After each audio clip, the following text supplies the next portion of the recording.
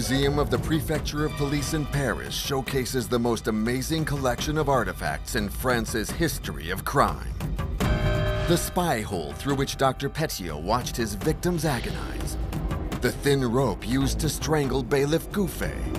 Landru's boiler, knives, revolvers, and truncheons. All these weapons were used to commit the most heinous crimes.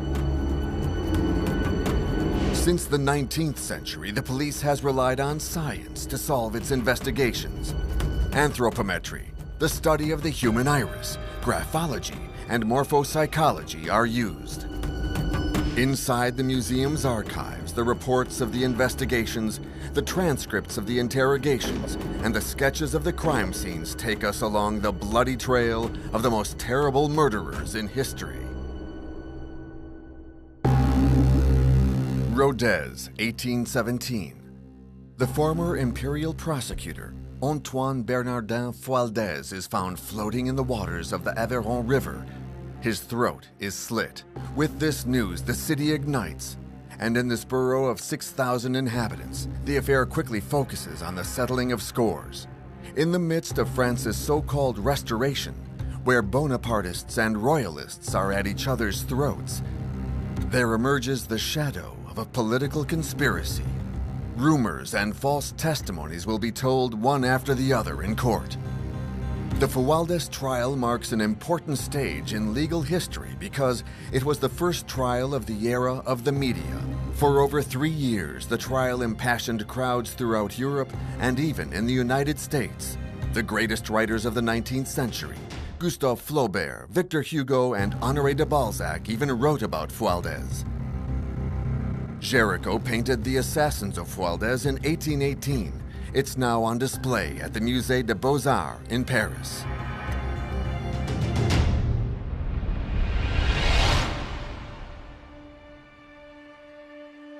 March 20, 1817, at 6 in the morning. Day breaks in the small valley of Layoule, very close to Rodez, in the department of Aveyron. Foulquier the miller bustles about his mill, when the river's ripples transform into a frightening cry that shakes the craftsman up. A woman howls on the bank, pointing her finger at something in the direction of the river. What did this woman see that made her scream like this at the top of her lungs? The miller calls his worker. Using a large pole, they bring an inert mass to shore. Then abruptly, their shock and fear lead to curiosity.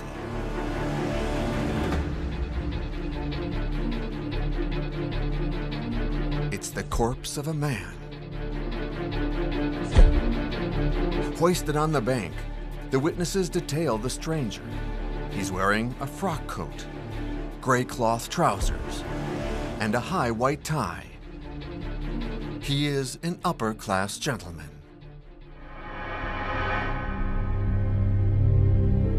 About 9 a.m., Dr. Rosier and the surgeon Mr. Le Bourget arrive.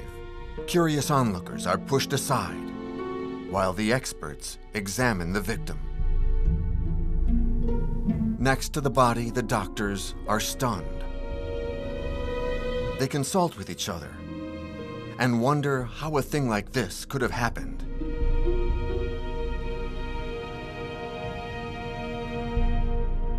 Would the prosecutor have fallen into the water like this at night, far from everything, after falling down this slope?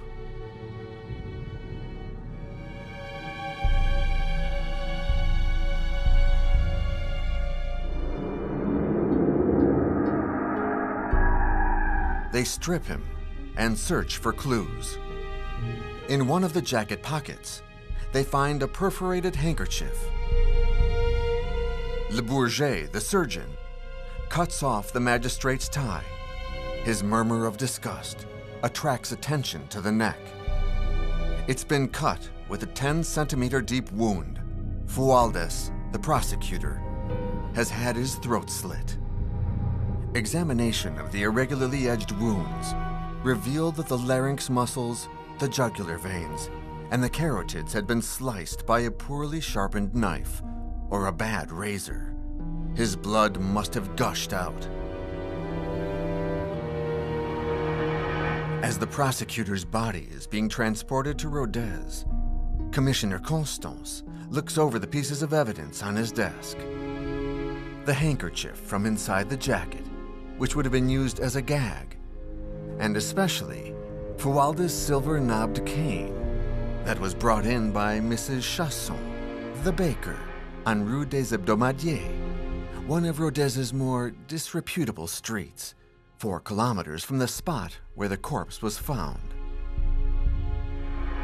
To Commissioner Constance, there is no doubt about it. Prosecutor Fualdès was ambushed.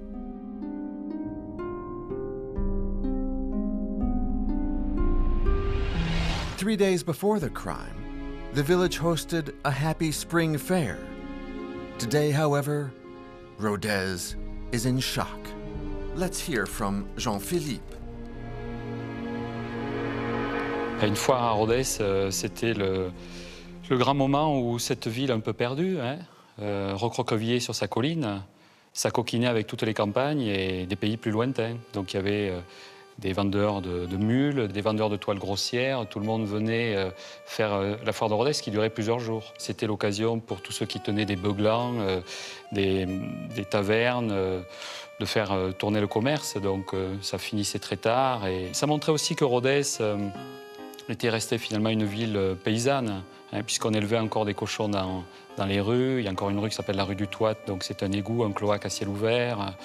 C'est vrai que les gens visaient approximativement le caniveau central, d'où l'expression tenir le haut du pavé. Il fallait plutôt être sur le haut du trottoir, parce qu'au centre flottaient des choses nauséabondes. Donc tout ça devait être un peu un festival d'odeurs, avec évidemment aussi la venue de personnes pas très fréquentables. Parce qu'on pouvait évidemment attendre au détour d'un chemin tous ceux qui ensuite repartiraient par des petites routes, qui franchissaient des gués, s'enfonçaient dans des forêts. Et quand le soir, la nuit avait craché son ancre, si on voyageait seul, il fallait intégrer la notion de risque et de courage. March 21st, dawn. The prosecutor's corpse is transferred to the house known as the Mason's house. Dr. Rosier and Bourget the surgeon confirm the thesis of assassination. His death, they specify, was caused by an irregular sectioning of the jugular vein and the left carotid. This wound must have caused a brutal hemorrhage.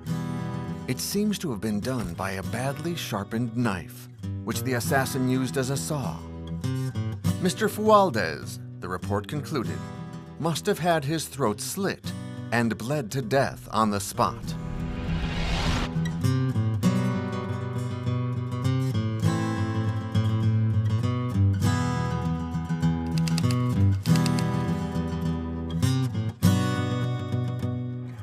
On va donc faire pratiquer 2 autopsies, une première autopsie rapide et une deuxième autopsie. Donc le corps est amené à l'hôtel de ville de la ville de Rodez. Et là, on va ouvrir le corps. Et ce qu'on voulait savoir, s'il y a eu des violences, et notamment si on avait essayé d'étrangler Fualdès. Donc si sur son cou, il y avait des traces de strangulation. Ce n'était pas le cas, et son corps présentait aucun coup, aucun choc, ce qui prouve que Fualdès a été assassiné par surprise, sûrement il ne s'y attendait pas, et très rapidement. L'ouverture dans la blessure au cou n'est pas quelque chose de net, qu'on a appuyé, qu'on a insisté. Et dans son corps, il n'y a plus du tout de sang. Le corps a séjourné dans l'eau, c'est une douzaine d'heures environ, et donc il s'est vraiment vidé entièrement de son sang. Et même dans le cœur, on va trouver de l'eau, mais on ne trouve aucune trace de sang. Et les médecins légistes concluent que donc il a très rapidement perdu son sang, de très grandes quantités de sang, et que donc, et ensuite il est mort également très vite. But who would have wanted to do something like this to Prosecutor Fualdès? Had there been a bad encounter? Or was it a premeditated act? The importance of the victim in the political realm of the time turned this crime into an exceptional, weighty event. Alors, il y a une période qui est assez agitée. Depuis 1815, c'est la deuxième restauration. Louis XVIII est au pouvoir. Et effectivement, il y a des rancœurs hein, comme dans toute la France, notamment les ultra-royalistes, pas dans l'Aveyron, hein, mais dans le sud de la France, à Nîmes, vont assassiner hein, d'anciens révolutionnaires, des partisans de l'Empire, notamment le général Brunet à Nîmes. Et on est dans ce contexte. Alors l'Aveyron n'y échappe pas, mais enfin, il faut savoir que l'Aveyron a toujours été un pays de royalistes. Hein, c'est surtout des conservateurs, surtout royalistes. Antoine Bernardin Fualdès was born on June 10, 1761, in Mur de Rodez, in the north of Aveyron. After completing law school in Toulouse, he becomes a lawyer, and then, during the Revolution, an administrator for the Council of the Department of Aveyron. Sworn in at the Revolutionary Court of Paris, public prosecutor at the Criminal Court in Aveyron, and finally prosecutor close to the Criminal Court of Rodez, a position he would occupy until December 1816.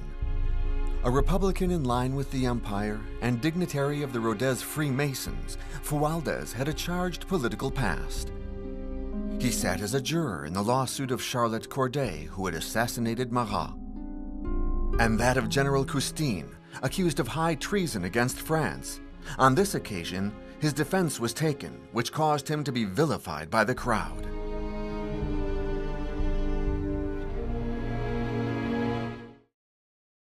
From this rich revolutionary past, he retained a special attachment to the ideals of the Republic and the Empire, which he would aim to apply in his region. Il a un peu nettoyé toutes ses campagnes et ses routes peu sûres. Il a traqué les complots royalistes, il a traqué les prêtres réfractaires, et puis les petites frappes, les contrebandiers en sel, les contrebandiers en tabac, tout ça, ça a fait un peu, je dirais, son quotidien. Donc il a été chargé, et c'était, je crois, un procureur très zélé de faire une grande lessive, un grand nettoyage. It was in this agitated political context that the Commissioner Constant began his investigation. Fualdès' schedule during the day of March 19, 1817, was easy to piece together. All of Rodez had seen him in the company of his godson Charles Bastide, a colossus standing 1.9 meters tall, paying one of the city's businesses a sum of 2,000 francs for promissory notes, which had been given to him by Sieur de Séguret in payment for the estate of flowers that Fualdès had sold to him. Around 4 p.m., still with Bastide, he returned home, which was at the entrance of Rue Lombergu. Shortly after his return, according to his housekeepers, a servant dressed in green came to the house to confirm a mysterious meeting scheduled for 8 p.m. What was this meeting? He does not speak to anyone about it, but in the evening he seems merry and even cheerful. After dinner, he departs, his silver-knobbed cane in hand and a package under his arm. According to his house cleaner, it was a bag containing either a bundle of papers or money. They never see prosecutors Fualdès alive again. Il va apparaître que Fualdès était dans une situation financière désastreuse. Il avait 48 000 francs de dette et il venait de vendre à M. de Séguret, qui était le président du tribunal civil de Rodez, le domaine de Flars, pour 68 000 francs. Mais il l'avait vendu plusieurs années auparavant et le règlement se faisait, c'était un système de billets à ordre assez compliqué qu'il fallait négocier. Alors, c'est peut-être d'ailleurs, le soir il va sortir, le même jour, à 20h, il portait un paquet qui paraissait un petit peu volumineux, qui sortait sous sa lévite, et c'est peut-être une somme d'argent qu'il allait négocier ou faire quelques règlements. Rodez is abuzz with the news, and the rumor mill is turning steadily. Commissioner Constant is overwhelmed by hundreds of confused testimonies.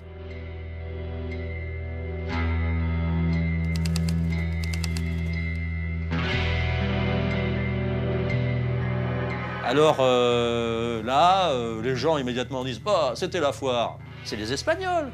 Ils ont trucidé le bonhomme, ils l'ont trouvé dans la rue, ils lui ont pris sa montre, etc. Bon, il y a d'autres qui disent « Mais non, c'est pas les Espagnols. C'est parce que Fualdès, quand il était procureur impérial, au criminel, il a fait guillotiner des gens. » pourquoi pas? On dit, non, mais non, c'est pas ça. Il y en a qui disent, mais vous n'y êtes pas. Il est sorti ce soir-là pour une affaire amoureuse. Il avait un rendez-vous galant. Et donc, il se fait assassiner par un mari jaloux. Et puis d'autres encore, mais non, c'est les royalistes. Donc, il y a énormément de pistes qui se développent. Et trop de pistes tuent la vérité, quoi. On ne sait plus tellement où on en est. Judge Tula is entrusted with continuing the investigation. All stations were activated. He leads the investigation to Rue des Hebdomadiers, where the baker had found Fualdès' cane. Many inhabitants spontaneously testified. They were precisely in the vicinity the evening of the crime. Some had noticed the presence of dubious large-sized individuals, and another smaller one who seemed to be waiting or watching out for something on the street corner. Others had heard men murmuring, saying, hidden in the darkness. Witnesses remembered that a hurdy-gurdy was being played in the street, surely to cover the noise. Others had heard cries coming from the Bancal house. Ah, la maison bancale. Mais bien sûr. Alors là, on s'y vend, on y trafique, il y a de la contrebande. La bancale qui n'est pas riche loue ses chambres pour des amours illicites de passage. Alors, c'est pas une maison de passe, mais c'est une maison où on prête des chambres pour des jeunes gens qui se cachent. Bon, mettons. Et alors, on s'est dit, bon, mais ça peut être que là, quoi. Et ces bancales n'ont pas bonne réputation. A beggar certified that some attackers had wanted to force open the door of the stable in which he was sleeping, and that not succeeding, they had ended up going to the famous house, carrying a man who seemed to be suffocating. An 80-year-old rope maker, a neighbor, said that she had heard an infernal uproar in the house, worthy of a night of the Sabbath. In addition to the scene on Rue Hebdomadier, a number of witnesses had seen the way that the assassins went to get rid of the corpse. They had crossed the city, the Place de la Cité, the Place d'Armes, and about 10 inhabitants affirmed having seen them pass below their windows. Given all these testimonies, Judge Tula then orders a search at the Bancal house. A blood-stained blanket is found, as well as small bones which seem to come from a butcher. The judge deduces that this blanket must have been used to transport the body of Fualdès. Mr. and Mrs. Bancal and their eldest daughter are immediately thrown into prison. The other children in the family are questioned too. Small Magdalene, intimidated by the questions, starts to speak. At night, she pretended to sleep and saw men enter the house.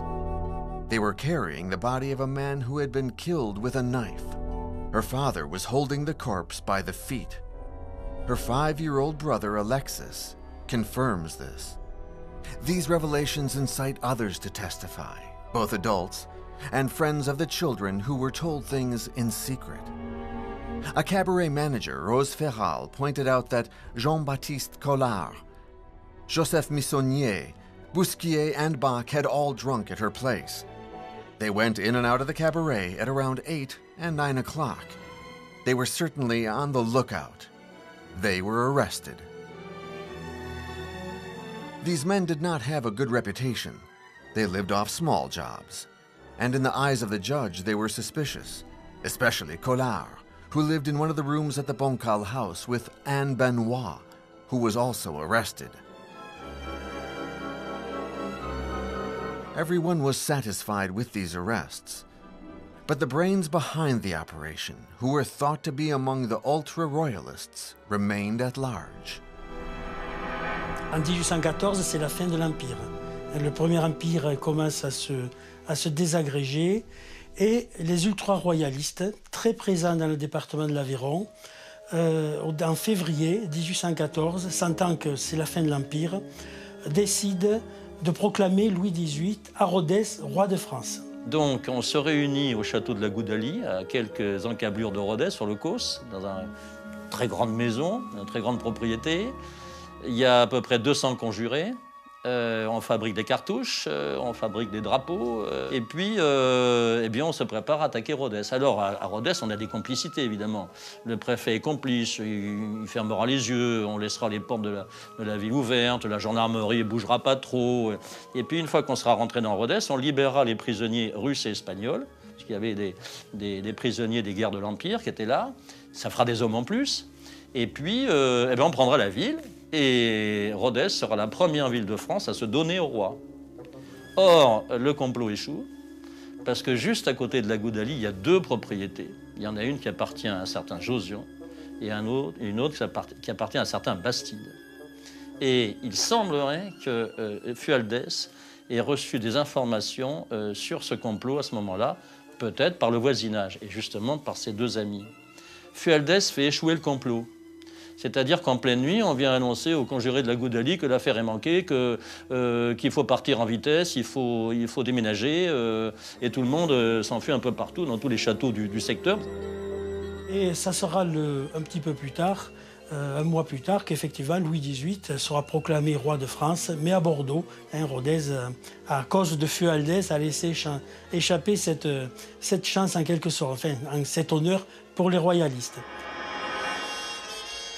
Thus, the ultra-royalists had every reason to be angry with Fualdès. But curiously, they quickly removed themselves from the plan. In fact, all the accusations seem to implicate just one man, Bastide Gramont, the godson of Fualdès. He had spent the afternoon of the day of the crime with the victim. He was the ideal culprit. Charles Bastide Gramont, called Baptist the Giant, is not popular. He gathers all the resentment of the noble had-beens, and the little middle-class men, and people jealous of this strapping fellow with a pretty face, who had the reputation of being an arrogant and drunken seducer. The rumor mills start to run wild. He owed 10,000 francs to his godfather, and he had undoubtedly killed him to conceal the debt. Moreover, he was seen at Fualdès' home. The day after the crime, he tried to break into the desk of his brother-in-law's company. Based on their physical size, both of them matched the descriptions provided by witnesses who had seen a small man with a giant on Rue des Hebdomadiers on the night of the murder. So Judge Tullat decided to charge them. Meanwhile, Bousquier, one of the defendants, asked to speak to the judge. He admits to having witnessed the murder, but states that he did not take part in it. Pressed by the judge, he charges Bastide as the brains of the operation. The theory involving the family carries so much more weight that the idea spreads that prosecutor Fualdès had documents proving that Josian was guilty of murdering a child. It's only a rumor, but people believe it, and tens of witnesses show up to implicate Josian in the murder of Fualdès. Josian is thus arrested, as are his wife Victoire and his sister-in-law, Mrs. Gaultier. In total, 12 local citizens have now been put into prison. May 5th, 1817. Antoine Bernardin, the owner of the house where the murder took place, is found dead in his cell. He'd confessed the night before to Abbot Brest, a canon of the cathedral.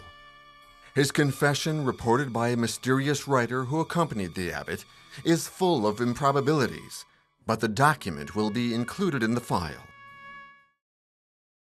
According to him, Collard and Bach arrived first at the house yelling, "Take the children out." Then a mysterious woman wearing a black veil arrived. And then Bastide and Josian rushed in, pulling Fualdès.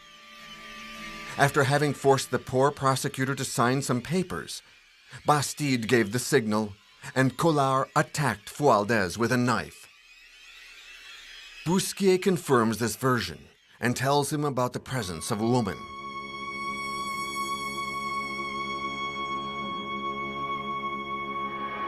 Au mois de juillet, donc, on a arrêté un certain nombre de personnes. Le procès est prévu. Il se tiendra à Rodez. Et une rumeur court dans Rodez qu'il y avait une femme. Il y a une femme qui aurait un rôle absolument extraordinaire, surtout pour la justice. C'est-à-dire qu'elle n'aurait pas participé, mais elle aurait été témoin. Donc, un témoin idéal, qui risque de ne pas être inculpée, et qu'elle aurait été là de force, qu'elle aurait vu, mais qu'elle n'a pas participé. Et à ce moment-là, parmi toutes les femmes, parmi la population qu'il y a à Rodez, il y avait une personne qui avait 33 ans, qui s'appelait Clarisse Enjolras, de son nom, et qui était la fille du juge au tribunal civil de Rodez. At 18, Marie-Françoise Clarisse Enjolras married an older man. She does not love him, so she prefers unfaithful love to the marital kind. At the time of the crime, she is 32, and just like a romantic heroine, she is the mistress of a handsome soldier, Lieutenant Clemendeau.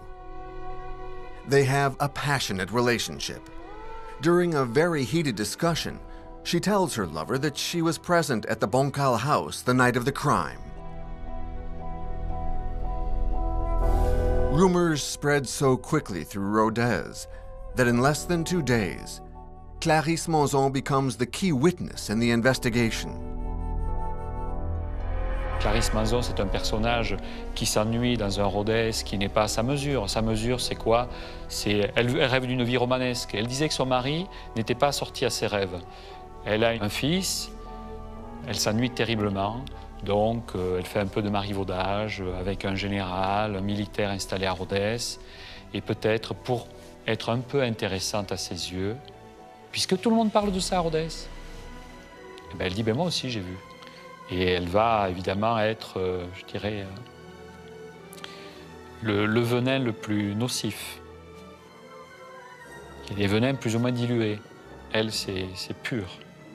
Et ce qu'elle fera est redoutable.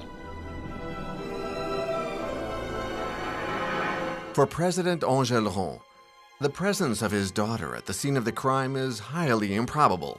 So he visits the prefect, Mr. Comte d'Estourmel, to unravel this sordid invention.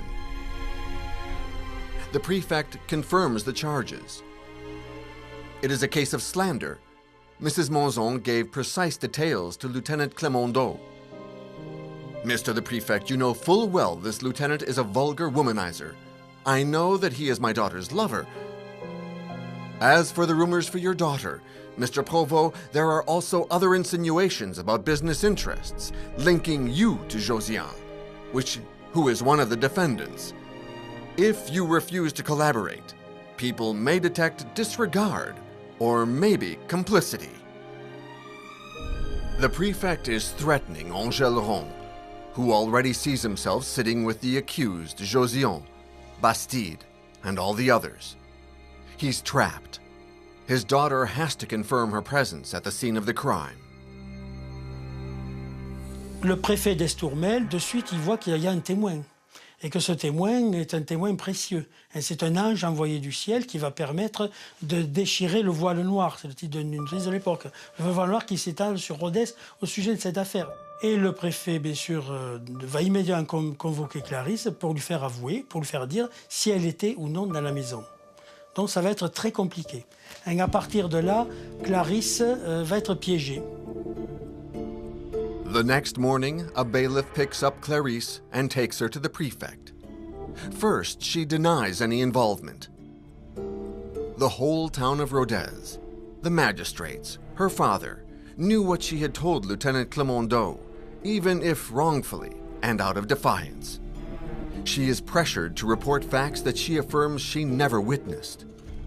The prefect even threatens to have the custody of her son, Edouard, withdrawn from her. Ça y est, elle parle, le lendemain, elle dit oui, alors vous allez voir un peu le témoignage.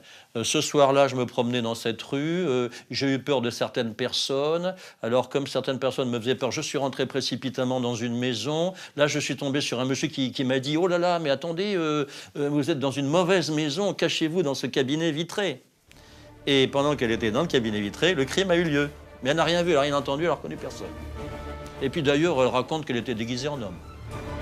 Pourquoi déguisée en homme? Parce qu'elle avait un rendez-vous amoureux dans cette maison, finalement. Et... On lui a mis la tête au-dessus du seau où on avait recueilli le sang de Fualdès, comme on ferait du boudin. Hein.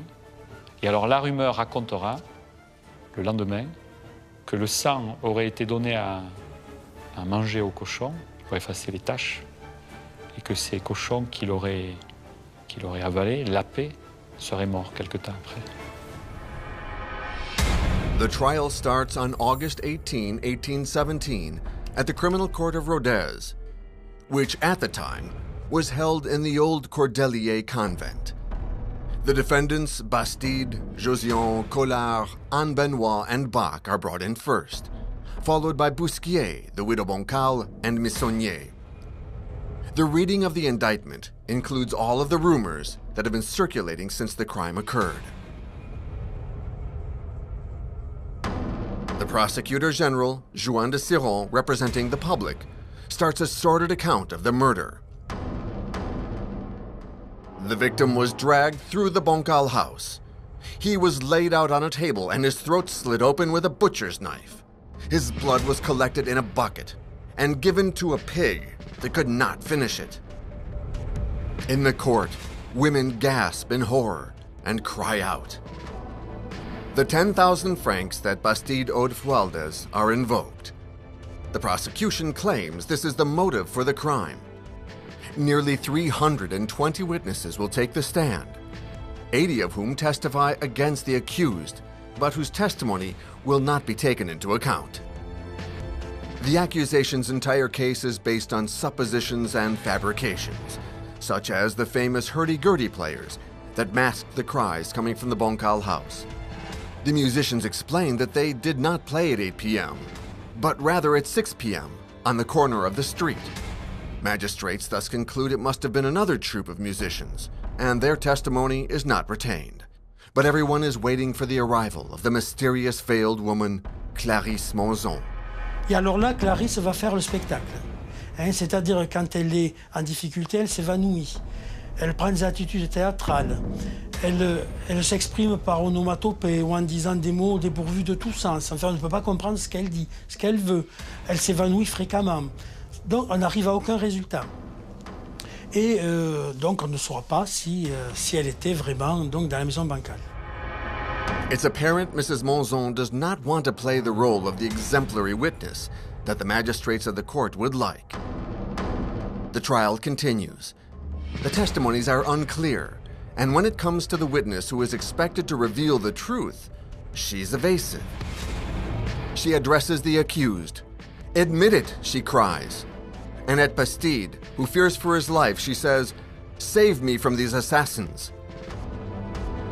She's pressured to give testimony that will definitely implicate Bastide, Josian, and their accomplices. Didier Fualdès, the victim's son, begs her. The president insists again and again, reading her declarations back to her, but Clarisse Monzon holds to her ambiguous positions.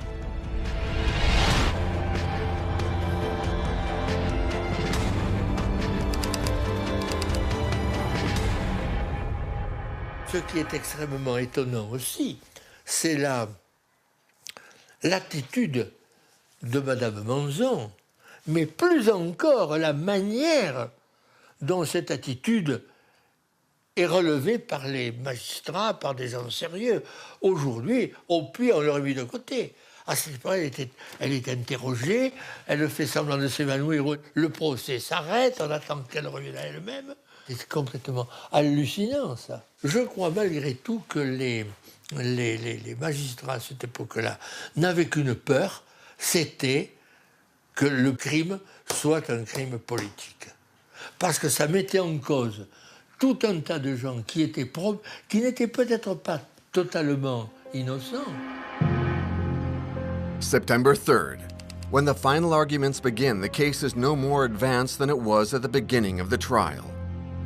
Maître Rodez, Josian's lawyer, paints Fualdès as a man with enormous debts, and to whom Josian has lent money. Therefore, the notion of killing him would be absurd. Maître Combarel, who was defending Mrs. Boncal, explains that her client had no motive in the murder. And as for Mrs. Monzon's testimony, which the president had described as an angel sent from above to clarify a great mystery, he provides this formula. The priceless Monzon is the angel of darkness, which promised light only to lead us deep into a dark night. On September 5th, Maître Romiguer takes the stand. For 7 hours, he tries to prove Bastide's innocence. pointing out the bonds of friendship between him and Fualdès. What could he have stolen? Fualdès was deep in debt. What interest did he have? D'autant plus que Bastide était un éleveur, avait le domaine de la Morne, avait le domaine de Gros, qui étaient de très gros domaines, faisait le commerce du bétail, il produisait des céréales, donc c'est quelqu'un qui était tout à fait aisé, et sa famille était également déjà aisée. Donc ils n'ont pas tué Josion Bastide, les deux principaux instigateurs du crime n'ont pas pu tuer leur ami Fualdès pour des raisons d'argent. Maître Romiguer presents the theory of a heinous crime linked to a lover's getaway. Fualdès left at 8 o'clock, not saying where he was going, after grabbing a bag of money. Perhaps he was leaving for a romantic meeting. Let us pull back the veil, he says to erase the shameful idea of the prosecutor visiting a prostitute. But let us recognize that the assassination of this unfortunate magistrate was an obscure crime, committed with the sole purpose of stealing the bag of money, a crime Bastide had no motive for. Then, to unsettle the jury even more, he discredits Clarice's testimony. Who is this Monzon lady who does not speak and whom people want to make speak? Who does not acknowledge anything, whom we have been told has a key confession, who holds no secrets, but who we keep on asking for her secrets? He warns the jury against an unjust conviction which could condemn an innocent man. The audience is stirred, Maître Romiguer has shaken the congregation. And finally, to strengthen his argument, he attacks Mrs. Monzon again. Le juge va lui dire, Madame, que craignez-vous? Regardez, vous êtes entouré de gendarmes et de soldats. Qu'est-ce que vous craignez? Vous dites qu'on vous menace, mais personne ne vous menace. Dites la vérité. Est-ce que les coupables ne sont pas dans les fers? Vous ne craignez rien? Non, tous les coupables ne sont pas dans les fers. Alors là, c'est là que ça devient national. Les journalistes arrivent de partout. Tous les coupables ne sont pas dans les fers. Mais qui sont les autres? Et alors tout le monde, à Rodez, commence à se dire, mais alors voyons voir, mais qui ça pourrait être les autres? Et puis dans la France entière, le secrétariat du garde des Sceaux, le ministère de la Justice reçoit des centaines de lettres anonymes où les gens disent, mais moi, je sais qui n'est pas dans les fers. Et ça devient national et international de ce coup-là. The Fualdès affair unleashed passions in Rodez, throughout France, and even abroad. Domestic newspapers sent their best reporters to report the debates. The chroniclers add their own impressions to decorate their accounts, creating portraits of the characters involved in the affair and caricaturing them, feeding the legend of a band of avid, bloody assassins admiring the prosecutor's remains. Et c'est à partir de ce moment-là que ce procès, donc, on a une relation qui est très détaillée, qui est extrêmement intéressante, qui est officielle, comme si la justice avait voulu qu'il y ait une publication officielle. Des journalistes vont prendre un sténo, la sténo avait été créée en 1792, vont noter toutes les audiences, ou des tachygraphes, des gens qui écrivaient très très vite, qui notaient les audiences. On va imprimer et on va envoyer ces petites notices à des abonnés, à des gens qui s'abonneront, qui vont les relier, auxquels on va adjoindre des plans, des gravures. Et l'affaire Fualdès va prendre une dimension absolument extraordinaire. De Saint-Pétersbourg à New York, on parle de l'affaire Fualdès, y compris au Groenland. C'est devenu une affaire qui dépasse le cadre de la ville de Rodez, largement, du département de la région, de la France, et on s'intéresse dans toute l'Europe et au-delà de l'Europe à l'affaire Fualdès. On September 12, 1817, at noon, the jury withdraws, overwhelmed by the idea that assassins might still be at large. The deliberation lasts 7 hours. Night has already fallen when the verdict is finally delivered amid a solemn silence. Bastide, Josion, Bach, Collard, and Boncal are convicted for premeditated murder and are sentenced to death. Missonnier and Anne Benoit, convicted for murder without premeditation and sentenced to life in prison. Bousquier, guilty of having thrown the body into the water, is sentenced to 1 year of prison and a fine of 50 francs. The confessions he made have been useful to the magistrates and thus helped him avoid a heavier sentence. The audience applauds. Rodez can breathe easier as Fualdès' assassins are out of harm's way. Then 1 month later, in October 1817, there's a sudden turn of events. The suit is annulled due to a mistake in procedure. To the great displeasure of the magistrates, the case must be retried. Le procès est cassé pour vice de forme, puisque le greffier avait oublié de faire la prestation de serment de certains témoins. Donc il est cassé et l'affaire va être jugée à Albi. Et là, pour forcer un petit peu les choses, on va décider que Clarisse Manzon n'allait plus paraître comme simple témoin, mais comme complice, comme accusé. Donc on l'a fait arrêter en octobre. Donc Clarisse est emprisonnée au couvent des Capucins. Elle mène une belle vie parce qu'elle loge, non pas dans une cellule, mais dans la loge du concierge. Elle reçoit tout Rodez. Et là, elle va, avec un journaliste parisien, elle va publier un ouvrage, donc c'est les fameuses lettres qu'elle va écrire, et qui va être un best-seller.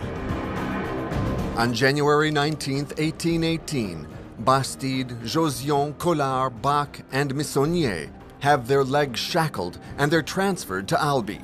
Anne Benoit and Boncal follow in the last wagon. On February 4th, the transfer of Clarisse Monzon takes place under different conditions. Dressed elegantly and escorted by a cavalry brigade, she rides as though in a parade, greeting the onlookers on her way. March 25, 1818, the second trial for the Fualdès affair opens in the court of Albi. It will last 11 days. Nearly 500 witnesses are called to the stand, most of whom from Rodez. During the hearings, testimonies favoring Bastide are thrown out and their authors are stopped. Autre chose qui est très troublant, c'est qu'au premier procès de Rodez, on trouve 230 témoins à charge, alors que les rues de Rodez étaient désertes ce soir-là. 230 témoins, on en trouve. Et au procès d'Albi, encore pire, 500 témoins à charge. C'est hallucinant, je veux dire, c'est... Alors vous savez pourquoi? Parce que les témoins sont rétribués. On leur donne, ah, vous allez à Albi, attendez, on vous paye. Ah, bien sûr, le voyage, et puis l'hôtel, et puis voilà. Alors les gens, pour aller faire un tour, qu'est-ce qu'ils ne seraient pas capables d'aller dire? Alors bon, tout ça, ça ne tient pas debout. To make sure that the jury is convinced of their guilt, new witnesses are found who say exactly what they've been told to say. Au procès d'Albi, vous avez dans les membres des jurés, vous avez des ultra-royalistes. Ils font partie du tribunal. Il y a un conseiller qui s'appelle le conseiller Pinault. Il doute fortement. Il cuisine les témoins. Les témoins bafouillent. Il commence à les retourner. 2 jours après, Pinault est dessaisi. On dit, attendez, là vous en faites trop, alors dehors. On vous remplace par un autre. Alors Pinault, il est scandalisé. Il écrit à droite, à gauche. Il écrit à 2 cases. Il écrit au gouvernement. Il écrit au ministère. Non, c'est la raison d'État. The conditions of detention for the accused have been hardened, pressuring them to admit their crimes. Bach and Mrs. Boncal, exhausted by months of interrogation, go on to confess. Clarisse Monzon continues to be pressured. Her son is taken away from her and sent to live with her grandmother, and Clarisse is threatened with never seeing him again if she does not cooperate.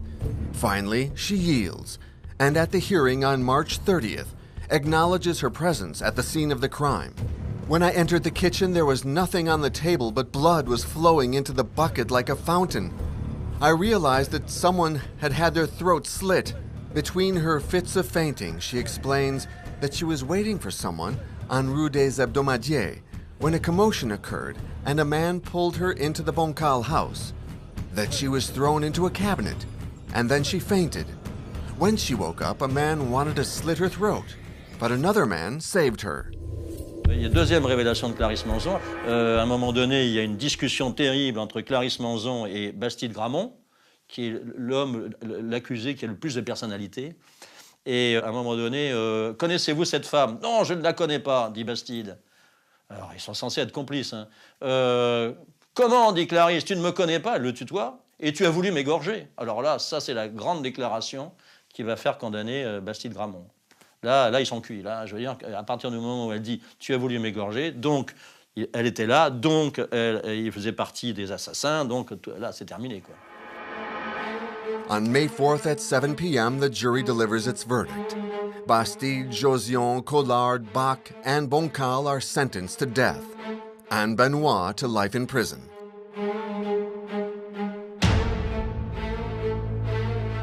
Mrs. Monzon is found not guilty unanimously and discharged.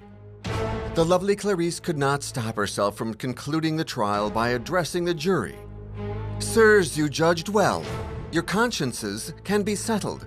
You did not condemn an innocent.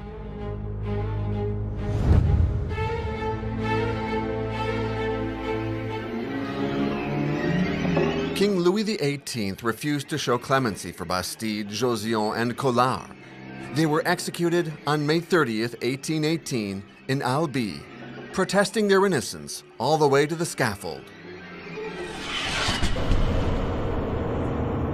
The request for a reduced sentence for Bach and Boncal remained suspended. The court had not finished with the imaginary plot, and a third trial is initiated. On December 21st, 1818, the main witnesses, Bach and Boncal, were taken out of prison for the trial, and Clarisse Monzon was called to her lesson well learned. Again, the public hears extravagant testimonies, but the stories begin to change, and the defendants have solid alibis.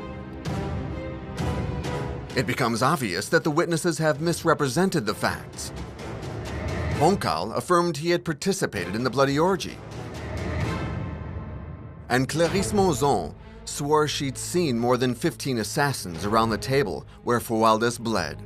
But obviously, these were pure fabrications. The defendants were acquitted, and this twist of events called into question the conclusions of the preceding trials. Bastide, Josillon, and Collard's innocence was confirmed by a series of retractions by the main witnesses, who all changed their positions on their deathbeds. Tous les gens qui sont morts en prison et qui s'étaient accusés eux-mêmes, ou qui avaient accusé les autres en disant non, non, non, nous sommes innocents. Et il faut croire ces gens-là parce que on est dans une période ultra-catholique où les gens croient très fortement à l'au-delà, au jugement dernier. Et je peux dire que quand les gens se rétractent comme ça en présence de prêtres, en disant voilà, je vais mourir maintenant, je vais dire la vérité, c'est que on peut y aller, quoi. Il y a aucune chance qu'ils soient en train de raconter des bricoles. Then who could have killed Fualdès? Why did the court persecute the innocent? Did it protect the guilty parties? There are many theories. Was this a politically motivated crime? Il n'est pas impossible que Fualdès, tout simplement, sortant de chez lui, peut-être pour aller négocier des effets de commerce avec de l'argent, et tout simplement, nous étions le surlendemain de la foire de la mi-carême. Les foires à Rodez duraient 3 jours, elles emmenaient beaucoup de monde, mais on peut imaginer qu'il est parti, qu'il a été entraîné, et peut-être lorsque les assassins ont découvert qui il était, c'est-à-dire un personnage important, en plus un juge, à ce moment-là, il l'a égorgé et ils ont jeté son corps à l'eau avant de quitter Rodez. But justice's pressuring of false witnesses sows doubt and raises questions. The servant dressed in green, who confirmed he had a meeting with Fualdès that same day, why was his story never followed up? Alors après enquête, on a découvert qui était l'homme en vert. C'est le facteur François Saint-Chol, le facteur de la poste aux lettres. Mais qui est le chef de François Saint-Chol à la poste aux lettres? C'est Monsieur de Saint-Santin. Et Monsieur de Saint-Santin, c'est un ultra-royaliste. Donc, voilà, il se sert de son facteur, peut-être comme un messager. The shadow of the ultra-royalists and their leader Charles d'Artois, future King Charles X, underlies this affair. One must not forget the political influences Fualdès had. He was a convinced revolutionary who was a loyal servant of the empire. Another theory implicated the Espalion trunk, which was carrying Rodez's public funds. At the time, Fualdès suspected the royalists of Rouergue, as they were in need of money in order to finance the return of Louis XVIII to the throne. C'est simplement, il avait des dossiers sur les gens. Voilà, et il en savait trop. C'est l'homme qui en... Fualdès, c'est l'homme qui en savait trop. Et c'est pour ça qu'il est mort. It's clear that the Fualdès affair was manipulated by the authorities, and the prosecutor's crime remains a mystery. The dramatic trials in which Clarisse Monzon played the heroine impassioned an international audience. Elle est devenue une vedette nationale. Hein. D'ailleurs, elle en a vécu pratiquement jusqu'à la fin de sa vie. C'est-à-dire qu'elle a eu beaucoup d'argent, elle a donné de l'argent d'ailleurs en faveur des naufragés de la Méduse. Elle est apparue au spectacle du Tivoli et du Palais Royal à Paris, puisqu'elle était une limonadière dans un cabaret, dans un café où elle apparaissait. Ça faisait venir les clients parce qu'elle racontait pour la 1000e fois son histoire. Et puis, progressivement, on ne s'est plus intéressé à elle parce que maintenant, l'opinion publique s'intéressait à d'autres affaires encore plus, peut-être plus intéressantes, plus prodigieuses. Et elle est morte un peu dans l'indifférence, mais en s'étant rétractée. To this day, there is evidence of an obvious injustice and the devastation that rumors can cause. Alors là, une fois que la rumeur s'engouffre, elle arrache tout. C'est une espèce de tsunami qui emporte tout sur son passage. Et plus on essaye de faire des digues, et plus elle se plaît à les soulever et à tout dévaster.